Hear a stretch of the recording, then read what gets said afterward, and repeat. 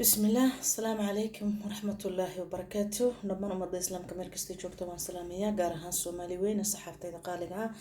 سيدي بالي هاي ملاي نوريا الحمد لله أنا كوا في عنا هاي صحافتي دقالقها صحابي ما انت وحن ربا إنا نلو ذاقو علابي رو عجائبة قيد عنده كروه سبحان الله علشان إلهي سبحانه وتعالى وحجرو درب ضنو إنه أبو ري أو معجزة علشان waxaa jiro geedo badan oo dhihi karno waa mucjisaad ilaahay subxaanahu wa ta'ala inoogu abuuray dhulkan inta badan dawooyinkan la ina siinayo sideeda banaanbo ma aha wax iyagu gaaladu ay calashan jeebkeeda ka soo saaraan waa wax ilaahay subxaanahu wa ta'ala dib ku abuuray dhulkan qaar ay ka baaraan kitaabka islaamka iyo qaar ay inta iyagu baaraan calashan ay sidaas ku helaan oo ilaahay u fududeeyay marka saxaabta qaaliga maanta waxaan inala qaybsamayaa geedkan magaciisu waxa weeyaan mayramiya wada jeedaan mayramiya la dhahaa بالعربي mayramiya qaybta hoos qoraalka ku qoran oo silbel beliter wax saasa getro kent waxa weeyaan luqadda jarmalku ku qoran yahay qaybta hoose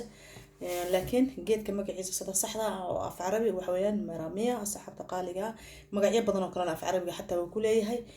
saxaabteeda qaaliga geedkani muxuu daweeyaa geedkani subxaan allah ilaahay qafuur raxiim kaliya ayaa soo koobi kara dawadiisa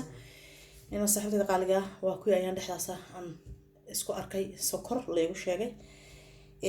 soobaha calashan ani wax kasta oo la igu sheego wixii u daawo ah oo mudaawaad dabiici ayaan raadiya hadda matalan markii u horeysay oo la igu sheegay tayroodka wax walba oo calashan dabiici ah oo iyo waxyaabaha u xun iyo waxyaabaha u wanaagsan iyo calashan ayaan daba galay wax badanna ma sha Allah aan ka faa'iido way jiraan oo aan tayroodkaas marka tan hadana soo laabto sababta waxaan ku baaray bahayd geedkan sonkorta kaliyana ma ahayn bilyan wax ayuu maxaydani ma sha Allah daweynaya sonkorta aan kulay dawo uma aan qaadanin hadana xaaladeedu waa 100% ma sha Allah waan fiicanahay waxaan dhahay ma qaadanayo dawo waqti isi adiga muddo 2 bilooda hayay dhahday naagta dhakhtarada marka saxaabteeda qaaliga ah waxay ku dhadeen maxaad sameynaysaa marka waxaan ku iri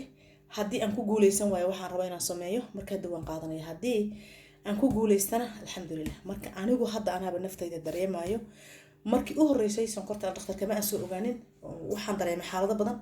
gabadh asxaabta oo daris ila ah oo madow ah waxay ku dhahdeen sonkoraan qabaa waxaan haystaa makiinada lagu tijaabinay iska tijaabi sidii baan ku ogaanay kabacdi dhakhtarada markii aan u sii tagay waxay dhahday waa sidaas marka ma sha Allah saxaabteeda qaaliga ah hadda marka waan tijaabiyay waxaan hadda 2 isbuuc ayaan waxyaabo aan sameeyay jiro oo geedkan ka mid yahay sonkortii ma jirto hoos u dhacday calashan dhiiga intii loogu talagalay qofka bini'aadamku hadda maraya waxaan rajaynaynaa saas lagu waayo bil ilaahi bahari marka saxaafada qaaliga geedkani wuxuu u daawo yahay sonkorta caado wareerka dumarka gabadha rabta inay ilmo qaado degdeg ilaahay baa subxaanahu wa ta'ala horta awlaad bixiyo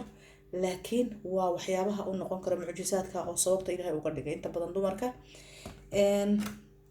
wuxuu u fiican yahay maqaarka wuxuu u fiican yahay tinta calashan wallahi ma la soo koobi karo in dadka dhiikarka qabo xataa way isticmaali karaan asxaabta qaaliga ah wuxuu kale u fiican yahay caado wareerkan dhahay dumarka uurka raba inay qaadaan waxa kale u fiican yahay burada ka soo baxda makaanka isagana bilyan waxa ay u fiican yahay asxaabta qaaliga marka hadda waxaan rabaa inaan wax yar ka qaato waxaan ka dhiganayaa shaah wuxuu kale u fiican yahay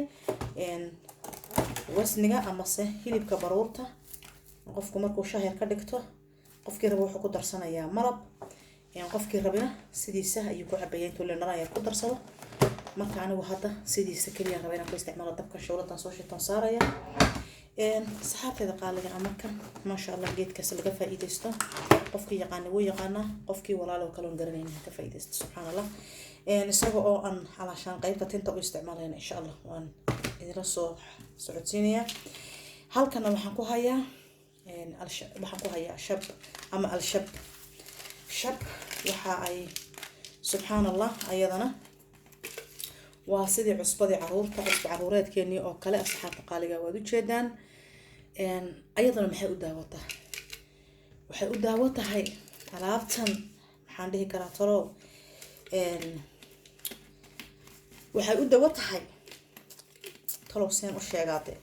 maybe inay caruur arkayaan marka sidii macquul ah ayaan raba iyadana inaan u sharaxo shabada. horta shabada marka ugu horeysa caagan waxaa loogu soo shubay aniga ku gatay waxaa loogu talagalay dadka dinadooraha ernejiga ku leh asxaabta qaaliga ah ayaa loogu talagalay intay biyeer ku shubaan inay jagsiyaan ka bacdina ay ku buufiyaan kilkilooyinkooda ama shiirkooda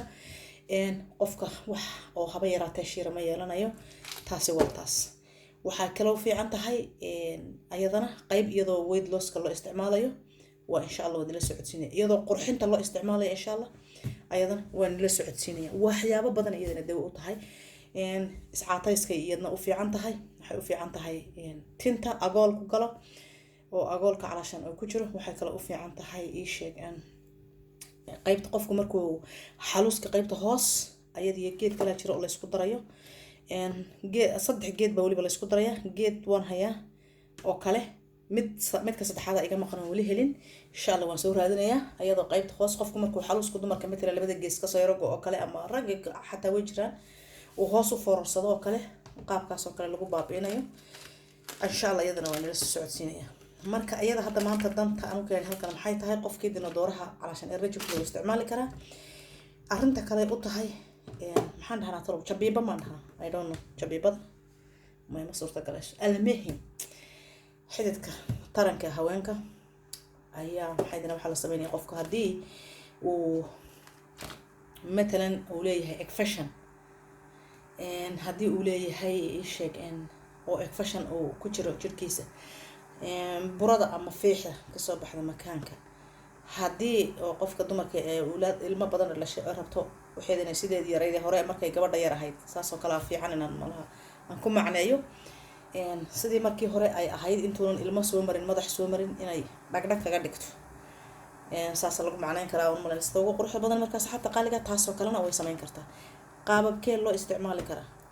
asxaabta qaaliga cusbadan cusbo way u egtahay laakiin aday cusbana ma la dhihi karo oo sida cusbada ma u dhanaana asxaabtayda qaaliga waxay sameynaysaa qofka dumarka waxay u isticmaali karaan saddex nooc. saddexda nooc ee loo isticmaali karaa maxay tahay wax yar oo inta la eg waliba tan way dhaarta halahaas wax yar oo la eg ayay labada gees dhagax yar saas uga ay kaga samaysaa iyadoo aan calashan lahayn wax qorof oo calashan meel xaganaya oo dib u ku keeni kara aan lahayn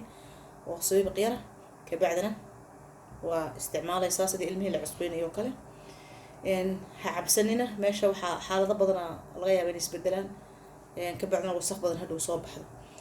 taasi waa taas qaabkaas loo isticmaalayaa. qaabka kale waa inuu qofku biyo qandaca intuu ku rido oo ku shubo oo ku dhex fadhiisto. qaabka saddexaad waa inuu qofku caadi ugu istijoodo ku darab yeesho. marka saxaafada qaaliga ayadana saddexdan nooc ayaa loo isticmaalayaa. marka insha Allah hadda aniga saasan kan ameeramida saas ku karsanaya shaahan. marka saxaafada qaaliga qofkaanan garanaynin ha ka faa'iideysto walaalahay meeramiyada haddaan idinku soo dhaweeyo waxaan rajeynayaa insha Allah inaad screenshot ka qaadataan. qofka Jarmalka aan joogin English ahaan ayuu ku turjuman karaa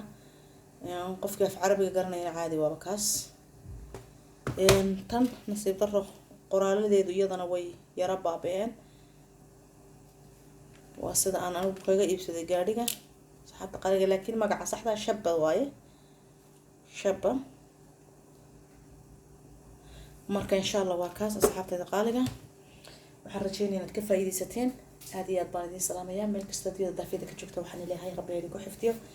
السلام عليكم ورحمة الله وبركاته.